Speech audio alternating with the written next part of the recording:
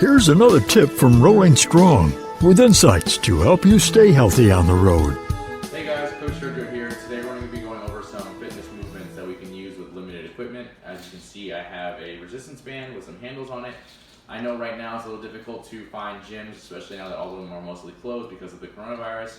So I wanted to make a little tutorial video essentially on some movements that you can use with just a basic piece of equipment.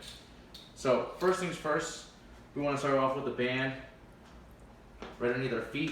This is going to be a quick movement to activate the biceps, so making sure that the palms are facing forward, arms are fully extended, and the elbows stay in one position. What we're going to do is go ahead and raise the arms up to that high point right there, making sure that we contract the bicep, coming all the way back down nice and slow, right? We want to make sure that we're maintaining as best possible form as we possibly can.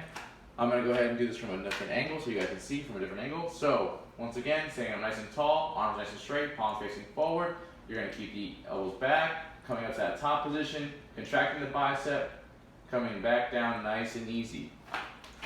Now, these bands have varying difference of intensity, right? Depending on how thick the band is, there's a lot more resistance. How thin the band is, a little bit of resistance.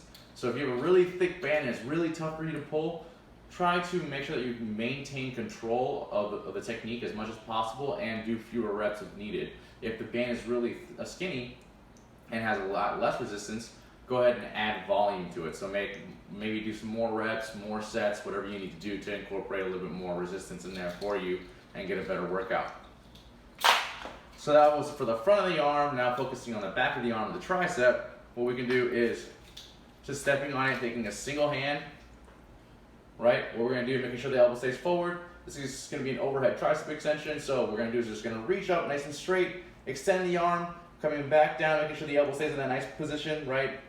All the way up and back down, okay? So what I'm gonna do is I'm gonna go and flip the angle for you guys so you can see it from a different angle. Once again, putting my foot on the band, elbow up, coming up, extending the arm, full extension of the arm, coming back down nice and slow, contracting that arm all the way up to the top, coming back down nice and slow. Good.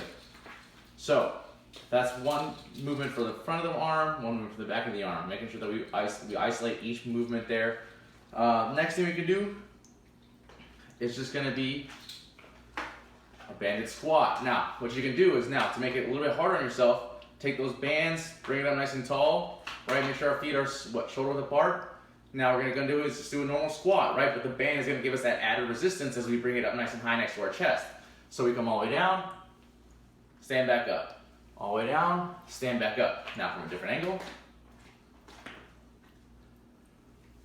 All the way down, stand back up. The key thing here, guys, is making sure we reach below parallel. So coming all the way down, standing back up. That way we can get the added resistance of the band on the way back up. Same thing here we're going to do for, that was the front part of our leg, our quadricep. We're going to work on the back side, which is going to be our hamstring. So what we're going to do here is just a deadlift, but with the band. So, making sure that we get the band nice and tight. So you can always grab the band from a lower position to add a little bit more resistance if you need to. Because obviously the shorter the band, the more resistance you're going to have. So making sure that our feet are about hip distance apart this time. What we're going to do is we're going to hinge in the hip, throw our butt back, swipe in the knees, coming all the way down. Right, nice flat back, stand up, press the hips through, squeeze the butt at the top. Once again, press the hips back, stand up, squeeze the butt. Okay? Excellent.